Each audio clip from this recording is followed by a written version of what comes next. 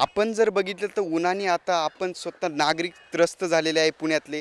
यातच प्राण्यांचं काय, प्राण्यांची निगा कशी राखली जाते. आपण आलेलो आहोत पुण्यातील कात्रज राजीव गांधी प्राणी संग्रहालयामध्ये. आपण जर इथे बघितलं तर या प्राण्यांनी कशी आंघोळ मजा लुटता येते, थंड थंड कूल होऊ राहिले आणि या प्राण्यांना बघण्यासाठी इथे नागरिकांची देखील गर्दी जमलेली आहे. आपण पाहू शकता एवढ्या उन्हाच्या पाऱ्यामध्ये हे नागरिक या ठिकाणी या प्राण्यां कशी आंघोळ करतात, प्राणी कशी आपली निगा राखतात उन्हामध्ये हे बघण्यासाठी या ठिकाणी नागरिकांची मोठी गर्दी झालेली आहे. आणि आपण बघू शकता की हत्ती किती मस्तपणे या पाण्यामध्ये खेळत आहे, पाणी ते आपल्या अंगावर घेत आहे. आणि आपण जर बघितलं तर प्रत्येक प्राण्याला वेगवेगळ्या ऋतूमध्ये वेगवेगळ्या प्रकारचे अन्न दिले जाते. आणि याच विषयी बोलण्यासाठी आपल्यासोबत स्वतः येथील कर्मचारी आहे. काय सांगाल, कशी निगा राखली जाते या हत्तींची उन्हाळ्यामध्ये? आता हे फेब्रुवारी महिन्यापासून 3 वेळा आंघोळ आम्ही घालतो. उन्हाळा लई चटके बसताना हत्ती गरम व्हायला आहे आणि हत्ती उन्हामध्ये जास्त फिरत पण नाही. सावली तर आपल्याला झाडामध्ये कमी असल्यामुळं पाण्याचा सहारा घ्यायला लागतात. तर आम्ही 3 वेळा त्यांना आंघोळीचं सोय केलेली आहे. टँकमध्ये 2 वेळा असतात आणि आतमध्ये शेडमध्ये एकदा असतो. आता उन्हाळ्यामध्ये त्यांना गारवा पोटासाठी टरबूज आणि कलिंगड देतो आम्ही.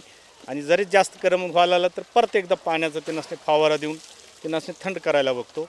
तर ह्या उन्हाळ्यात होसपर्यंत जरा त्रास आहे आम्हाला हत्तीसाठी निगा देण्यासाठी. आणि हा मीरा हा नंदनकान झूमधून आणून एक 24 वर्ष झाले, 20 वर्ष झाले. त्यांचं वय आता 24 आहे. त्यांचं नाव मीरा आणि जानकी आहे. आता व्यवस्थित उन्हाळ्यामध्ये आम्ही काळजी घ्यायला आलो. एवढं दोन्ही नर आहे का मादा? दोन्ही मादा आहेत. किती वय आहे दोन्ही? 24 वर्षे. 24 वर्षे. आपण कधीपासून यांची निगा राखतात? मीच घेऊन आलेले, 20 वर्ष झाले आता त्यांना. 20 वर्षापासून आपण या दोघींसोबत सांभाळतो. 5 वर्षाचे होते तेव्हापासून मी सांभाळतो त्यांना.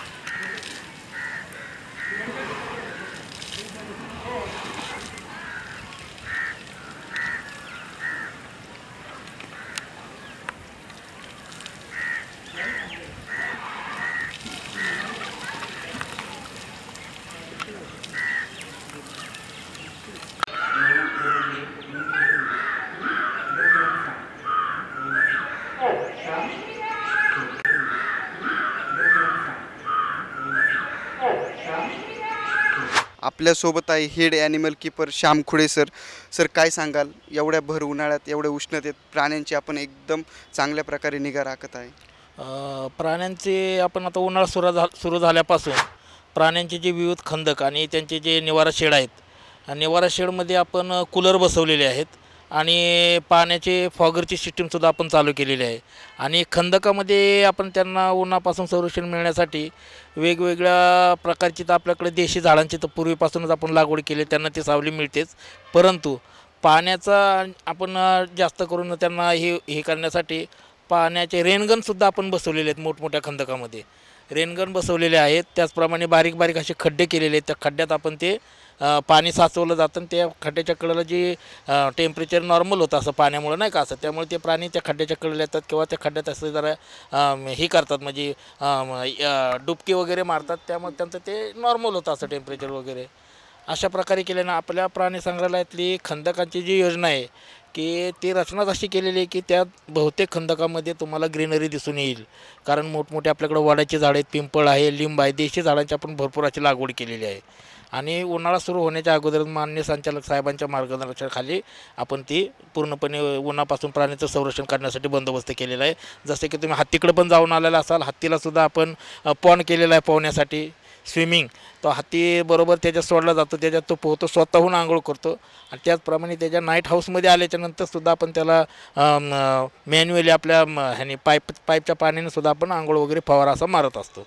आणि अस्वलसाठी आपण काय केलेलं की उन्हाळ्यात त्याला, अस्वल हा जास्त केसाळ प्राणी असल्यामुळं त्याला हिटचा जास्त त्रास होतो. त्याला आपण काय केलेलं आहे की त्याच्या खाद्यात आईस केकचा आपण समावेश केलेला आहे की त्यामुळं तो आईस केक खाल्ला की त्याला दिवसातून 2-3 वेळा आपण आईस केक टाकतो. आणि टरबूज वगैरेसुद्धा आता आपण खंदकामध्ये टाकलेले असतात. अशा प्रकारे आपण त्या प्राण्यांचं संरक्षण केलेलं आहे उन्हापासून. आपल्या इथे किती प्रजाती आहे? आपल्याकडे 60 प्रजाती आहेत आणि टोटल असे 400-450च्या आसपास आपल्याकडे सगळे प्राणी आहेत असे. हां, जसं प्राण्यांची निगा राखली जाते तर साप पण, म्हणजे सापांची पण त्याच प्रकारे त्यांच्यासाठी सुद्धा तिथं आपण सापांचे सुद्धा ह्याच्यापासून उन्हापासून हिटपासून संरक्षण करण्यासाठी तिथं सुद्धा फॅन बसवलेत. आपण फॅन बसवलेले आहेत, फॉगर आहेत तिथं आणि कूलरची व्यवस्था केलेली आहे आपण सापांच्या तिथं. ठीक आहे.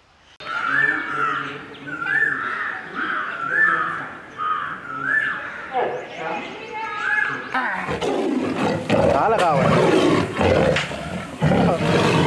कसं काय? आपण पाहू शकता इथं सिंह आहे आणि या सिंहावर कसा फ्रॉगरने पाणी सोडले जाते व याला थंड केले जाते. हा जर आपण बघितलं तर आत्ता 5 मिनिटापूर्वी हा खूप आक्रमक होता आणि कारण त्याला खूप गरम झाले होते आणि आता जर बघितलं तर आपण त्याला थंडा थंडा कूल केलेला आहे फ्रॉगरने. तो आता एकदम शांत झालेला आहे आणि येथील कर्मचारी जे याची निगा राखतात ते आपल्यासोबत आहे. दादा काय सांगाल? आत्ताच आम्ही बघितलं 5 मिनिटापूर्वी हा खूप राग आला होता, त्याला रागीट झाला होता, पण आता जर बघितलं फ्रॉगरमध्ये त्याला सोडल्यानंतर तो शांत झाला आहे एकदम. आतमध्ये नाईट केज असते जेणेकरून ते त्यांना गरम होतं. त्यांना दिवसभर आम्ही आतमध्ये जरी असला तरी त्याला कूलर ठेवतो जेणेकरून ते जे तापमान कमी होतं आणि बाहेर सोडतो त्यांना. तर बाहेर कूलर नसल्यामुळे आम्ही फॉगर केलं, नैसर्गिक पाऊस म्हणतात त्याला, जेणेकरून त्याचे तापमान कमी होते आणि त्याला एकदम आनंद वाटतो. आणि आजूबाजूला पण झाडे लावलेली बांबूची आणि अशी बेट लावलेली जेणेकरून त्याला थंड वाटते. पवन या त्याला एकदम गार वाटेल जेणेकरून तो डिस्टर्ब होणार आणि रागवणार नाही. तो या दादा आपण जर बघितलं तर आता जर बघितलं तो एकदम शांत झालेला आहे. असा किती कठीण असतं याला उन्हाळ्यामध्ये सांभाळणं, कारण की आता बघा तो एकदम शांत झाला, मग आक्रमक होतं, मी आधी पण बोललो होतो. कठीण तसं काय नाही. आपले ते वरिष्ठ अधिकाऱ्याने त्यांची सगळी निगा राखण्याची व्यवस्था केलेली आहे जेणेकरून त्यांना कुठल्या ऋतूमध्ये त्रास होणार नाही असं केलेलं आहे. उन्हाळा असो किंवा पावसाळा किंवा थंडी असो, सगळ्या ऋतूमध्ये त्यांना नॉर्मली राहील असं तापमान केलेलं आपण. उन्हाळ्यामध्ये जर तुम्ही जर बघितलं फॉगर लावलेलं आणि आतमध्ये जर घेतलं त्यांना तरी त्यांना कूलर आहे, आतमध्ये कूलरची पण व्यवस्था आहे आणि आजूबाजूला झाडे आहे जेणेकरून त्यांना थंड राहणार, म्हणजे कुठल्याच प्रकारचा त्रास होणार नाही. आपण जर बघितलं तर येथे फ्रॉगर चालू केला, त्यानंतर हा सिंह जो आहे तो शांत झाला आणि यांना एवढ्या भर उन्हात सुद्धा यांना थंड कूल केलं जात आहे आणि यांची निगा एकदम योग्य प्रकारे राखली जात आहे. नेमकी आपल्याला प्रश्न होता की प्राण्यांची निगा कशी राखली जाते एवढ्या भर उन्हाळ्यात. जर बघितलं तर नागरिक त्रस्त होत आहे, 30-32 डिग्री सेल्सिअस तापमान आहे आणि या तापमानात जर नागरिकांना एवढा त्रास होत असेल, या मुक्या जनावरांना बोलता येत नाही, यांची निगा कशी राखली जात असेल आपण नक्कीच जाणून घेतलं आहे. जर राजीव गांधी प्राणी संग्रहालयामध्ये यांची निगा एकदम योग्य पद्धतीने राखली जात आहे. कॅमेरामॅन आशिष बालसिंगसह ऋषिकेश जगताप, सिटी नाव, पुणे.